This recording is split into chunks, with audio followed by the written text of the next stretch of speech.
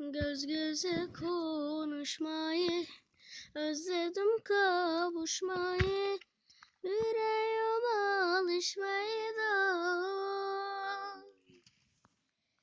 Göz göze konuşmayı, özledim kavuşmayı, yüreğim alışmayı da. Yar ben sana ne ettim, bir ömür seni seçtim.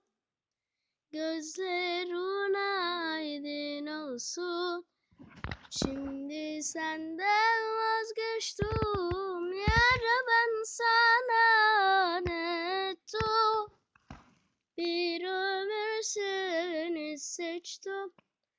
Gözlerin aydın olsun, şimdi senden vazgeçtim.